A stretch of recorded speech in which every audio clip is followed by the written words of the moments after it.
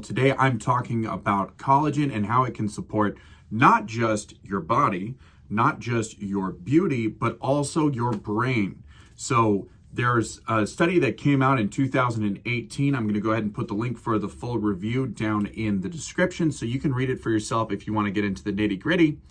But to summarize, what it showed us is not only is collagen phenomenal for the things people would know it for, hair, skin, and nails, which it's really good at. Not only is it really good for helping with muscles, ligaments, tendons, that sort of thing, helping with your musculoskeletal health, which as a chiropractor, I help a lot of people with. And I found collagen supplementation to be really helpful with recovery from everything from small injuries to some really big, really serious injuries, maybe compound injuries. Collagen's been very supportive of that. But this study, I wanted to especially share with you because it is so exciting. The central nervous system, the brain and the spinal cord don't really regenerate very much. It's very difficult to stimulate neuroplasticity in the brain. Those nerves are what we would call stable. They don't turn over very often. And so if there is an injury or if there's any kind of degeneration of the central nervous system of the brain, such as you would see with Alzheimer's, Parkinson's, and other neurodegenerative processes, it becomes vital, as this study points out, that we discuss the different things you can do, that people can do in their own lives, especially at low to no cost, in addition to the expert healthcare they're getting from their preferred healthcare practitioners. Now, all of that to say, basically, I want to put the power back in your hands by educating you to what's possible here.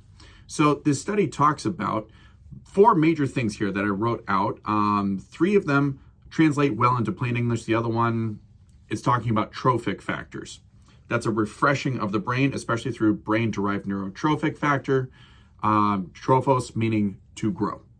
So that one's a little trickier there, but what it did show very clearly is that collagen will help to protect degenerating neurons. This has massive implications for people who want to support their brains through diet and lifestyle, who might have concerns about Alzheimer's, Parkinson's, or already dealing with it and want to support their brains through that process. It also helps with stem cell encapsulation and delivery.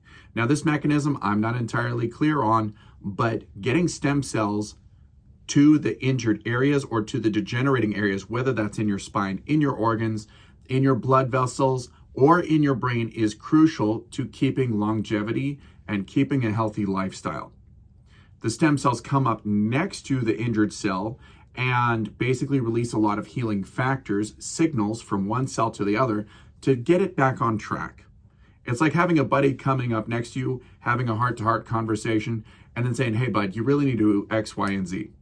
And it's that trusted confidant. And just like people do it in society, your cells do it in the society, in the community of your body.